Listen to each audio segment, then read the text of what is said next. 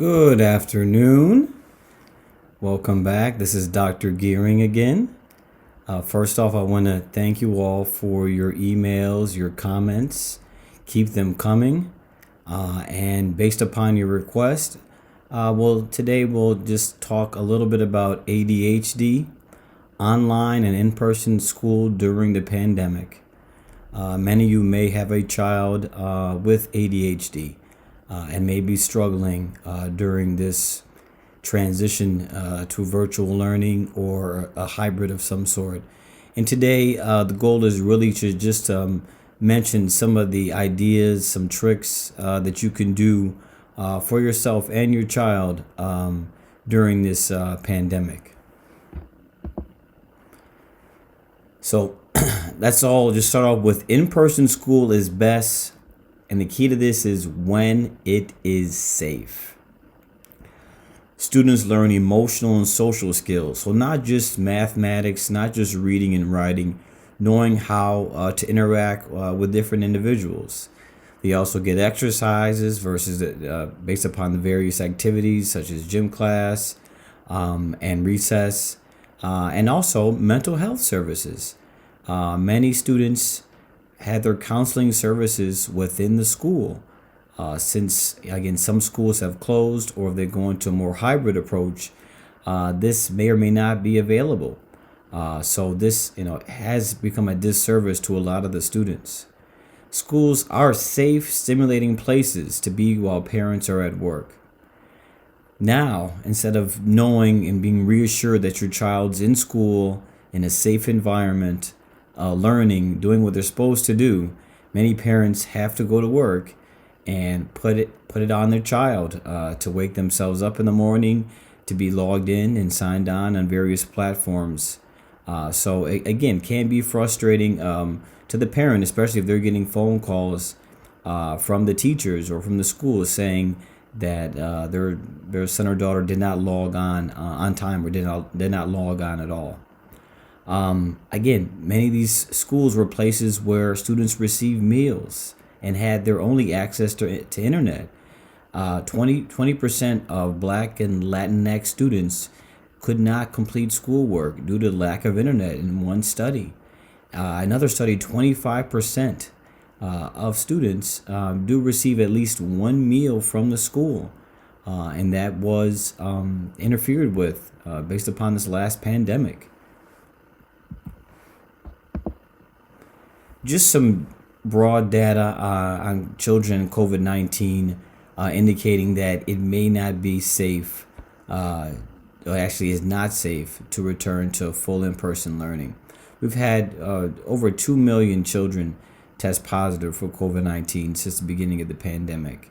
And that's roughly 12.5% of all cases of COVID-19. Which is good news is that, as you know, children are not as severely affected from COVID compared to the adult counterparts. So the hospitalizations compared to adults are lower. There are about roughly 3,000 cases of COVID-19 per 100,000 children. And the week ending on the 7th of January, there was 171,000 new cases reported that week. So we are still seeing COVID in children. And again, luckily, the cases are not as severe, and there were no deaths reported in the last 4 weeks as far as pediatric illnesses from COVID-19. Now, the stress of COVID-19 and ADHD. Order, routine, and a schedule is the backbone and is essential for a student to be successful with ADHD during this pandemic. Make sure the child is able to get up, get dressed at the same time, have breakfast at a normal time, decide where everyone learns most effectively, so minimizing distractions. Also, weaving in some time for exercise. Now, it's hard for anyone to sit in front of a computer screen for 7 to 8 hours a day, and expecting to be fully there and present, I should say. So ideally, studies have shown 45 minutes at the most that we can really be attentive. And within those 45 minutes, 15 solid minutes of retention. For younger children, it's even less, approximately 20 minutes of class time. So what I do recommend for the younger children, 20 minutes of learning followed by 10 minutes of physical activity, then 20 minutes again of academics, then 10 minutes again of physical activity. Different schedules at home and school can worsen symptoms of ADHD.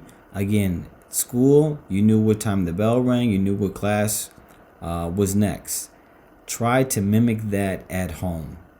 Again, while weaving in some time for physical activity.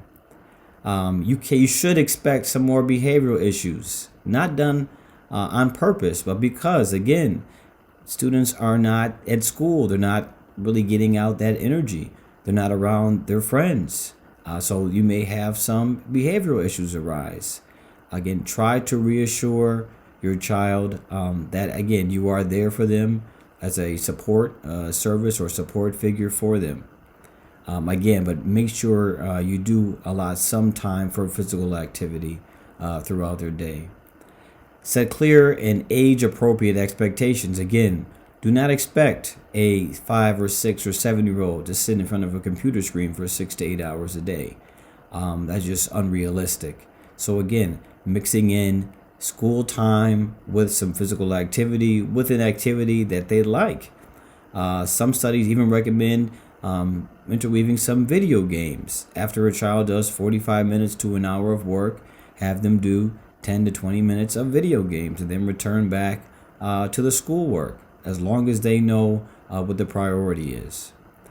Seek supportive counselors, teachers, and pediatricians. Again, I'm trying to do what I can to inform you of the knowledge regarding COVID-19, but reach out to your teachers, the counselors that the children may have had while at school, so they could still be a resource, even though the child doesn't physically enter the school every day. Please, please, please minimize TV, social media outlets, especially the ones pertaining to COVID-19. That's all we've been seeing since last February. Your child does not need to hear that anymore, I'll be honest with you, because then the questions arise about the immunizations and when can we go back to school, and especially if they highlight an unfavorable outcome from someone with COVID-19. So please minimize those media outlets. That also includes notifications. A child should not be getting notified of the latest video on TikTok or Instagram or Snapchat.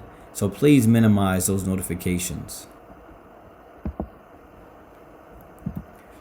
It's important that you remember to continue all support services, whether it's a 504 or an IEP. Remember, new different accommodations. Again, you can ask for those. This is a different situation for the child. You may need extended time via the computer. You may need some additional reading software, or you may need some parental supervision. Maybe your child does need you to be at least in the room monitoring them while they complete their assignments. Please make a visual schedule and a checklist every day. The child should know exactly what's expected of them on a daily basis, so there are no surprises. Also, with that schedule, the child knows when their physical activity or recess time is coming. Again, alternate schoolwork with more enjoyable activities. Positive attention, focus on strengths and accomplishments. Again, when a child does something great, when they start their assignment, versus just muttering something from the kitchen, good job, go in there and say, great job starting your homework. I'm very proud of you. This motivates them to even get more compliments from you. Ask teachers about any video website recommendations they recommend while being at home in a virtual environment. And again, I can't emphasize enough, please be an advocate for your child. If you see your child is struggling more than usual, call up the school, contact the school, find out what resources are available during this current pandemic. Now, many students have ADHD and other comorbidities, we call them, or other conditions, ADHD and depression. Some students are exhibiting worsening of mood and or irritability while at home. Again, this may be due towards uncertainty with the current vaccine and illness, and lack of mental health services. Maybe they're not seeing their counselor while at school. Maybe the virtual counseling isn't as effective as it was going in person. So these are some things to be aware of. ADHD and anxiety, again, may act more worried and anxious. Some studies have indicated increase in panic attacks just from being at home and lack of socialization and not knowing what to expect. ADHD and oppositional defiant disorder. Now, ODD in itself is extremely difficult to treat. But again, students may be arguing more with the parents, with their siblings, with caregivers. They may refuse to follow protocols such as social distancing or wearing a mask or hand washing. Again, these are to be expected. Take the time, understand where your child is coming from. This is a different environment, this is a different situation that they've ever been in before. And lastly, don't forget, some individuals with ADHD, you may see some of their strengths. Maybe you find out he is very artistic during this time period, or maybe he may find another interest based upon just with the extra time or reading various articles online. So keep that in mind as well. Stay strong. Again, I know this is a difficult time for everyone. Remember to take time for yourself. This includes parents as well as children, teens, adolescents. Do an activity you enjoy every day. It can be for 5 minutes, it can be for an hour, it can be for 2 hours. But do something you enjoy every day. Recognize when your child needs a break. Again, this goes back to realistic expectations. We can't expect someone to sit in front of a computer screen for 6 to 8 hours.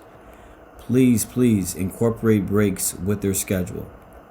It's important to stay connected with friends, family, FaceTime, social media. Again, this should not disrupt the school day, but at the end of the day, or even mix throughout the day, allot some time to connect with friends and family. I do recommend mindfulness, with just taking deep breaths, focusing on your breathing. Don't forget to exercise. Remember, 60 minutes a day, at least 3 to 4 days a week is recommended for most children. And then talk to your children about their feelings, worries, and concerns. I say, is there anything you would like to talk about? How was your day at school? Any questions you have regarding the COVID-19 immunization or infection? But really try to get to the bottom of it. Really see from their perspective. But really questioning your children can be very effective. And reach out to local support groups. I did attach some resources in the next slide that you can reach out for either online or resources locally where you can reach out to an expert in the field and ask them what kind of tricks they may recommend to get through this pandemic. These are the resources. These are some videos and small webinars on ADHD and COVID-19. And these are some references. As always, I welcome all questions and comments. Feel free to contact me. Contact at gearingpediatrics.com or gearingpediatrics.com if you would like to make an appointment in New York State and Georgia. And I'm also on Facebook at gearingpediatrics.com. Thank you.